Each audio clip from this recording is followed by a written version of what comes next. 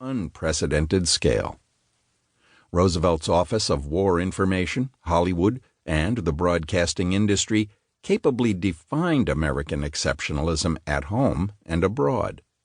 Millions of exceptional Americans born in the 20th century did not hesitate to do what was necessary to save the world. They unselfishly proved American exceptionalism on the battlefield, upholding and advancing American values. The alliance between government and media, including the Office of War Information, Hollywood, and broadcasters, defined and communicated the convergence of national interest with moral imperative. As young Americans proved exceptionalism on battlefields in every corner of the earth, they and their fellow Americans, motivated by the ideas and ideals of their forebears and leaders communicated to them by the alliance, went on to build an enlightened post-war world.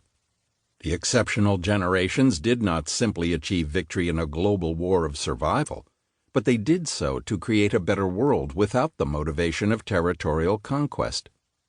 What they achieved after the war, and how the history of America empowered them to be exceptional, is as important as their service.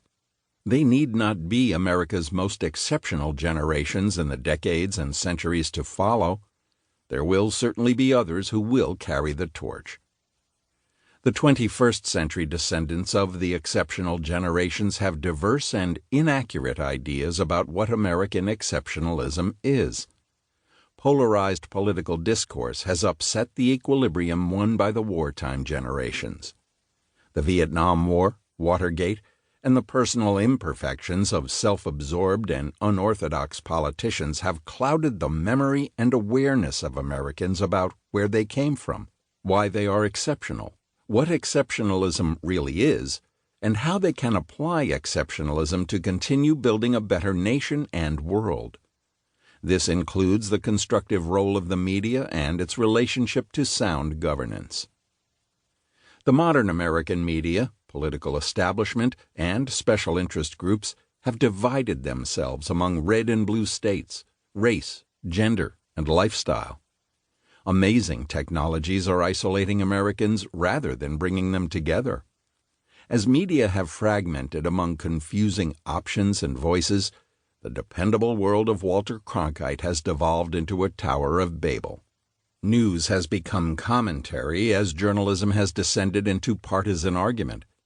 As universities have become racially diverse but intellectually segregated as leftist bastions, false traditionalist prophets have appeared in response, preaching long discredited doctrines of isolation and intolerance. Citizens caught in the middle yearn for a renaissance of civility and mourn the absence of civics in revisionist classrooms. Generations that have come of age during and after the pivotal Vietnam War era, devoid of civics and history, might consider the Nicomachean ethics espoused by Aristotle, that earlier generations of conscientious Americans well understood. In medio stat virtus. Virtue stands in the middle, or good practice lies in the middle path. What 21st century Americans and the exceptional generations have in common with their forebears is liberty, equal justice, and a respect for human dignity. With the momentous achievements of victory and global leadership came the blessings of great wealth and power, but also an important duty. American leaders have not always appreciated these blessings or acted as responsible stewards of their trust. Although the nation has always continued along a progressive and ascending trajectory, mistakes and missed opportunities have bred cynicism among the intellectual class, political elite, and media that polarizes 21st century American discourse. America's founders had an astonishingly different vision for their nation and humanity than the kingdoms of their time and the technologically advanced nation-state, corporate, and academic dictatorships of today.